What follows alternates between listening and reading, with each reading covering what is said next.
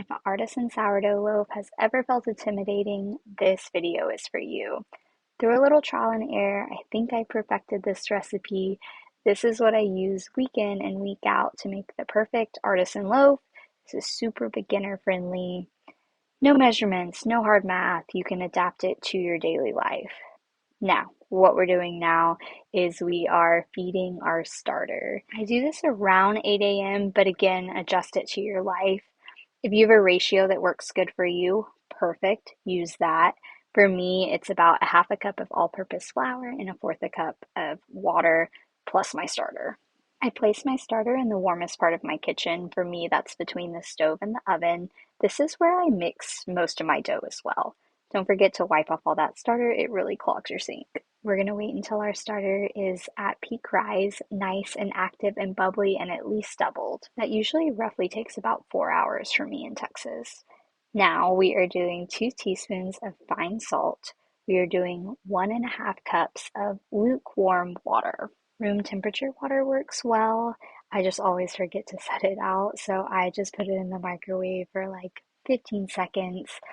Feel to touch. You don't want it to be too hot because it will kill your starter, but I find that little bit of warmness helps everything dissolve really nicely. Now we are doing 1 cup of active bubbly starter. You'll notice that if your starter is active, it'll actually float a little bit at the top of your water. This definitely doesn't have to be exact. Half the time I just pour in what I think roughly is a cup.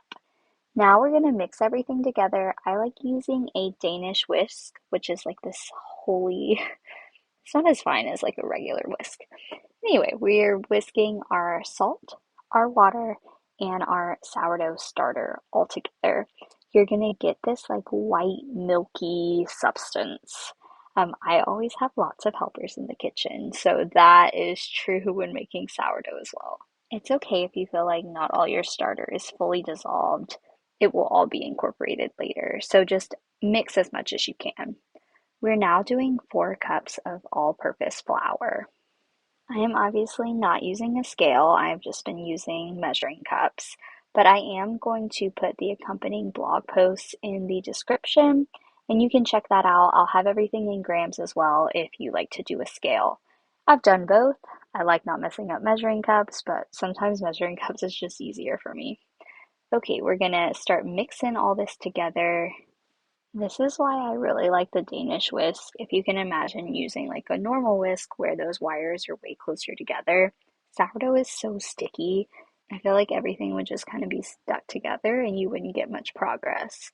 So I try to incorporate all the flours off the side as much as I can, but it comes to a point where the Danish whisk can only do so much. So at this point, that's when I switch to my hands. Try to get as much dough as you can off of your Danish whisk. I also will wipe this down with a paper towel before I put it in the sink. A little tip when dealing with sourdough dough, especially in the beginning, wet your hands. It's going to make mixing a whole lot easier. You're still going to get dough stuck to your hands, but at least be a little bit easier. Right now, I'm just roughly kind of incorporating and mixing everything together. The end result of this first little part is going to be what I call like a shaggy dough. It's not going to be fully mixed and incorporated. That's where our stretch and folds are going to come in. So mix it as much as you can. It doesn't have to be perfect. Just get most of the flour off the sides and kind of like in your dough ball. You're now going to wet a dish towel and you're going to put that over your dough. I sewed these little covers, that's why you can see like the elastic. I may do a tutorial on those. I again put this in the warmest part of my kitchen where I put my starter as well. This has now been resting for 1 hour and we're going to perform our first set of stretch and folds. So this is where you stretch the dough up, you put it directly on the opposite side. You're going to do that to all, quote unquote, 4 sides of the dough. So up and down on that other side, and then this last side here, same thing. Pull it up and go down on the opposite side. I'm just tucking in the little extra sides as well, and then I turn this upside down so that the part that I just pinched is kind of down in the bowl. And now I'm going to put that wet bowl cover back on, and this time it's sitting for 30 minutes. Okay, we're doing our next set of stretch and folds.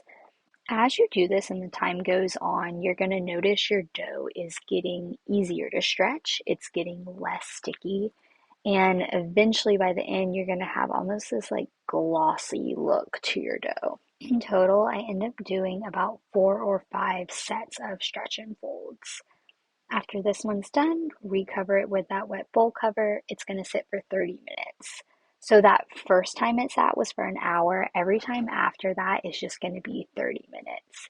And you'll kind of notice as we do each stretch and fold, see, I can pull it up more. It's like stretchier. That gluten is starting to break down from the sourdough. So everything is coming together. For this loaf, I ended up doing 4 total sets of stretch and folds. And I kind of do this based on look. So this is going to be my last set of stretch and folds. You want like a nice, glossy, stretchy, less sticky dough by the end of all this.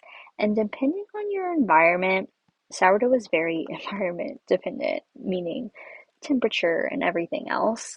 You may have to adjust this slightly. So I kind of go more off of look here than I do just like it's a set for no matter what. Next up is going to be your bulk fermentation. So this is where it's going to sit for 4 hours. You may need to re-wet that dish towel, but this is what it looks like after the 4 hour mark is up. It's almost doubled roughly. My 4 hour mark just happened to be right at my kid's bedtime, so I ended up popping it in the fridge just for like literally like 30 minutes to an hour. And now we're going to do the shaping. Normally, straight from the 4 hour rise, I would do this, but I had to get my kiddos to bed. On a floured surface, you are gonna dump all your dough in there. Make sure you try to get as much out of the bowl as you can. With your hands, you're gonna make rough rectangle. You don't need a rolling pin or anything like that. Just use your hands to kind of shape it in that rectangle. After that, I take my fingers and I dimple throughout the whole thing, kind of like if I were making like a focaccia bread. Tri-folding is up next, and then we are going to take one side, roll that up together, and that's how we are going to get our dough ball. Up next, we need to create some tension on this dough ball, and the way that I do that is I push it away from me and then I pull it back towards me. And that's what creates this surface tension. If you find that your dough is tearing, that just means that you're doing too much. You don't have to do as much. You just want it to be nice and tight and taut on the surface. I'm going to re-flour the top, and I'm also going to flour my banneton. Most bannetons have a little cover that you flour. I messed that up a while ago, so I've just been using the direct banneton. It works just as fine. Just make sure your banneton is pretty heavily floured, just so you're not dealing with any sticking.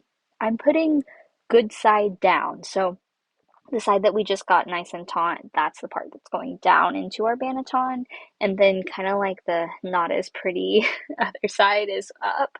I'm doing a plastic wrap on top, and then I'm just tying it with a little string. You can also use a rubber band. You can also use like a beeswax wrap as well, but you can't do cloth, it'll dry out. You're going to put this back in the fridge. This is going to be in the fridge now for like 12 to 24 hours. It is now the next morning, and we are going to get ready to bake our loaf. So, this is about 9 a.m., so it's been sitting in my fridge for 12 hours. You're going to preheat your oven to 450, and you want to do that with your Dutch oven in the oven itself. That way, it's getting hot as well as you're preheating. I've got some help in the kitchen this morning. We are taking that plastic wrap off.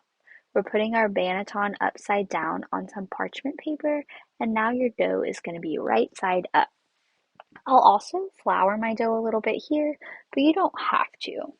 Right before your oven is ready at 450, you're going to take your bread lamb, and we're now going to score our bread. You want to do this right before you're putting it in the oven. So I like to do one big cut, and this is going to be about half an inch down, or deep rather. And then I like to do shallow little decorative cuts as well. Typically they're like leaves. But this helps guide the expansion of your loaf. And you can do whatever pattern you want. There's some really crazy fun ones out there, so have fun with it.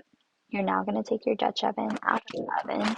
Be careful, this pot is really, really hot, and we want to kind of move or work a little quickly here just so we don't lose all the heat that we built up. You're going to take about 2 or 3 ice cubes and place those in your pot. Again, be careful, it's really hot. You're going to put your dough down in the pot. Be careful of the steam from those ice cubes, and you're going to put your lid back on top. This is now going to go back in the oven for about 20 minutes. You're then going to reduce the heat to 425 and take that lid off and cook it an additional 20 minutes or until it's that golden brown color. Watch it closely because it can go from perfect to burnt pretty quickly. I slightly burnt the top of this because I was doing something with my kids, but it tasted delicious anyway. You're going to want to cut into this immediately. Don't wait 1 hour at least. Oh, I had a little munchkin grab some of my dough. But yes, wait 1 hour before you cut in, or else you're going to have kind of like a gummy dough. It needs to cool off a little bit. And voila, we have made an artisan sourdough loaf. I have a family of four, so me, my husband, a 2-year-old, and a 4-year-old. For us, I make about one artisan sourdough loaf a week, and that works well for our family. I will choose this loaf over any other kind of bread, even like the sourdough sandwich bread. I like the artisan loaf way better, and we just love it as a family as well. I hope you liked this tutorial. Let me know what you think in the comments and follow along because I'm going to be sharing all the homesteading things, even while I'm still in the suburbs as I learn them. And I'll also put the accompanying blog post with step by step directions in the description box below.